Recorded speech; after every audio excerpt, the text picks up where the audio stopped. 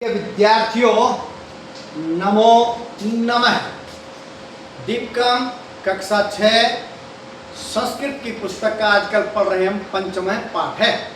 पंचम पाठ है संख्या गणना ननु सरला। इस पाठ का अर्थ हमने पढ़ लिया है। आज भाग 3 के अंतर्गत वयम संख्या गणयामः, हम संख्याओं को गिनते हैं। 1 से 50 तक की गिनती संस्कृत भाषा में आज हम पढ़ेंगे, समझेंगे और अच्छी प्रकार से जानेंगे। लेकिन उससे पहले यदि आपने अभी तक संस्कृत शिक्षा चैनल को सब्सक्राइब नहीं किया है तो सब्सक्राइब कर लीजिएगा। साथ ही बेल आइकन का बटन अवश्य दबाइएगा ताकि भविष्य में आने वाली सभी वीडियोज का नोटिफिकेशन आपको प्राप्त हो सके। इसी के साथ वीडियो को पूरा देखिए, लाइक कीजिए, हाइप कीजिए, छोटा सा प्यारा सा कमेंट करने के साथ साथ अपने मित्रगणों के ग्रुपों में शेयर भी अवश्य कीजिएगा।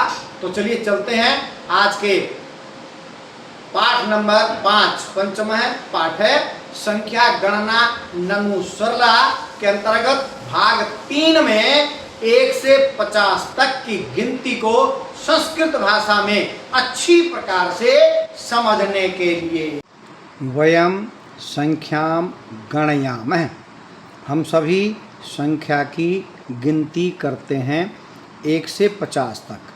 तो ये हो सकता है बहुत से बच्चों को ऐसे गिनती ना आती हो। इनके आगे मैं लिख रहा हूँ, उसके बाद आप समझ जाएं कि भाई ये 1 2 3 4 5 6 7 8 9 10, ये 1 है, ये 2, ये 3, ये 4, ये 5, ये 6, ये 7, ये 8, ये 9, ये 10। इसके साथ आप अच्छे से याद कर लें। 1 2 3 4 5 6 7 8 9 10, ये सीख लें आप।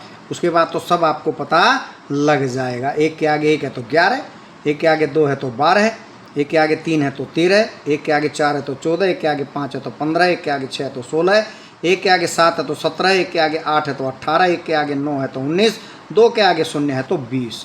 तो आप 1 से लेकर 10 तक की संख्या को अच्छे से सीख लें।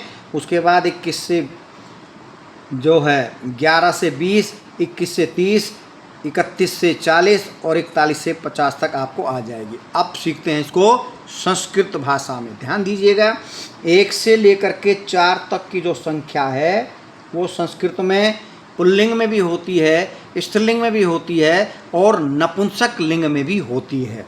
तो यहाँ पर ये नपुंसक लिंग में दिए हुए हैं तो आप ऐसे ही लिखें, कोई समस्या नहीं है। ठीक है, तो चलिए पढ़ते हैं। 1 से 10 तक आपको सबसे पहले बहुत अच्छे से याद करना है। तो चलिए पढ़ते हैं। एकम 1 द्वे 2 त्रीणि 3 चत्वारि 4, यहाँ तक, पंच 5 षट् 6 सप्त 7 अष्ट 8 नव 9 10 10। ठीक है, 1 से 10 तक आप बहुत अच्छे से याद कर लेंगे। उसके बाद आपको क्या याद करना है? 10 20 30 और 40। ठीक है, 10 20 30 और 40 आपको ध्यान से देखना है। उसके आगे 1 से लेकर के ये 9 तक की संख्या कैसे बनी है, यानी कि 1 2 3 4 5 6 7 8 9, उसके आगे 10 के आगे 20 के आगे 30 के आगे और 40 के आगे कैसे जुड़े हुए हैं ये ध्यान देना है। बस हो गए आपको 1 से लेकर 50 तक की संख्या याद। ठीक है, चलिए ये पढ़ते हैं एक बार फिर से। एकम 1 द्वे 2 त्रीणि 3 चत्वारि 4 पंच 5 षट् 6 सप्त 7 अष्ट 8 नव 9 10 10। अब मैंने क्या कहा? 10 आपको अच्छे याद करना, सबके पीछे 10 लगा हुआ है, सबके आगे 10 है 19 तक। फिर मैंने 20 याद करने के लिए कहा, ये विंशति, यहाँ से आगे विंशति, वी के ऊपर बिंदी है, विंशति। तो चलिए 10, 10 के आगे क्या लिखा हुआ? एक, एक में आ की मात्रा एकादश। 10 के आगे फिर क्या जुड़ा? द्वा, द्वादश, द के नीचे वह, द्वादश। 10 के आगे क्या जुड़ा हुआ है? त्रयोदश। 10 के आगे क्या जुड़ा? चतुर, रे ऊपर चढ़ गया है, चतुर्दश। क्या बोलेंगे इसको? चतुर्दश। 10 सब में आएगा, 11 से लेके 19 तक 10 सब के पीछे आ रहा है, ध्यान दीजिएगा। उसके आगे 1 2 3 4 5 6 7 8 9 कैसे लगा रहे हैं हम, इस पर ध्यान देने की आवश्यकता है। एकादश, द्वादश, त्रयोदश, चतुर्दश, पंचदश, ये पंच ऐसा कैसा जोड़ दिया, षट, षोडश, सप्त ऐसा कैसा, सप्त, दस, अष्ट में आ की मात्रा, जैसे एक में आ की मात्रा लगी एकादश, ऐसे ही अष्टादश, नव और आगे 10, नवदश, 19 और 20 के लिए मैंने कहा अलग से याद करना है, विंशति। हो गया जी। एकादश, द्वादश, त्रयोदश, चतुर्दश, पंचदश, षोडश, सप्तदश, अष्टादश, नवदश, विंशति। ठीक है। पहले दिन 1 से 10 तक याद करो, दूसरे दिन 1 से 20 तक, यानी कि 10 के आगे ये कैसे लगे हुए हैं। तीसरे दिन 1 से 20 तक तो करना ही है, और फिर 1 से 30 तक याद करना है।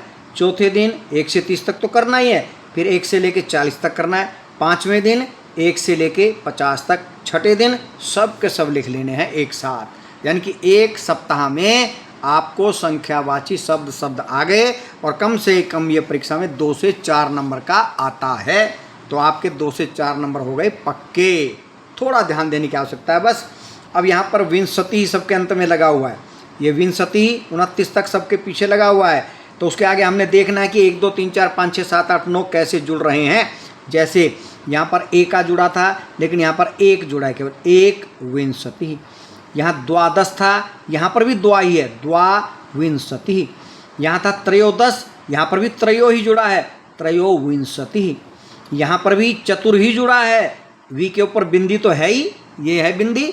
बिल्कुल इसी तरह चतुर, चतु और ऊपर वी के ऊपर रे लग गया है, यही रस बिल्कुल चतुर की तरह, चतुर्विंशति।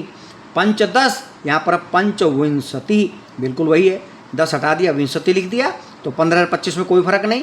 पंचदश, पंचविंशति। यहाँ सबके पीछे विसर्ग है, यहाँ किसी के पीछे विसर्ग नहीं है। 10 में विंशति ही में है, और यहाँ भी विंशति तक ही विसर्ग है। फिर यहाँ 63 में तय हलंत है, यहाँ विसर्ग नहीं आएगा। जब हलंत होता है तो विसर्ग नहीं आता, विसर्ग होता है तो हलंत नहीं आता। ये दोनों एक साथ कभी भी नहीं होते हैं। तो एक के साथ विंशति जुड़ा, एक विंशति 21। द्वा के साथ विंशति जुड़ा, जैसे द्वादश 12 है, द्वाविंशति 22। त्रयोदश है 13 है, त्रयोविंशति 23। बिल्कुल उसी तरह 10 के स्थान पर विंशति लिख दिया हमने। चतुर्दश 14 है, चतुर्विंशति 24। पंचदश 15 है, पंचविंशति, विंशति लिख दिया, 10 के स्थान पर 25 हो गया, पंचविंशति। इसी प्रकार यहाँ पर थोड़ी भिन्नता है, यहाँ है षड्विंशति, यहाँ पर षोडश है, यहाँ षड्विंशति है। ठीक है, जहाँ थोड़ा सा भिन्नता है वह ध्यान से देखिएगा, याद हो जाएगा, समझ में आएगा। सप्तदश, 10 हटा दो, विंशति लिख दिया, सप्तविंशति। सप्तदश 17 है, सप्तविंशति 27। उसके बाद अष्टादश, यहाँ पर भी अष्टा लिखना है, ये अष्टादश 10 हटा के विंशति कर दिया, अष्टाविंशति। यह नवदश, ये हो गया नवविंशति। 20 के लिए विंशति, 30 के लिए 63।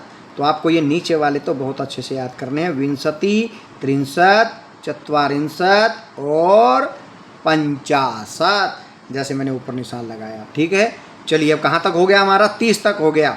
आगे देखते हैं अब 63 याद रखना, 30 के आगे एक जुड़ेगा, एक दो। जैसे यहाँ क्या अंग्रेजी में क्या बोलते हैं? 21, वहाँ पर 20 पहले है और 1 बाद में है। संस्कृत में 1 पहले है, यानी कि 1 पहले है और 20 बाद में है। एक विंशति, द्वाविंशति, त्रयोविंशति, चतुर्विंशति, पंचविंशति, षड्विंशति, सप्तविंशति, अष्टाविंशति, नवविंशति, 63। वहाँ पर क्या होता है? 30, यहाँ पर हो गया 63। और उसके बाद 30 के बाद वो जब 31 से 40 तक पढ़ते क्या पढ़ते हैं? 31। हम पढ़ेंगे 1 63। एकादश 1 विंशति, विंशति हटा के 63 लिख दिया, 1 63। द्वाविंशति, द्वा 63। त्रयोविंशति, यहाँ पर त्रय और आधा स है, त्रयस्त्रिंशत है, त्रयस्त्रिंशत, ये भिन्नता ही थोड़ी ध्यान रखिएगा, ठीक है। यहाँ पर भी स आधा है, जैसे ये त्रयस्त्रिंशत है ऐसे ये चतुस्त्रिंशत। यहाँ पंचविंशति, विंशति के स्थान पर आ गया त्रिंशत, पंचत्रिंशत, ठीक है। यहाँ पर षट त्रिंशत, ये 6, 6 और 30 36, षट त्रिंशत।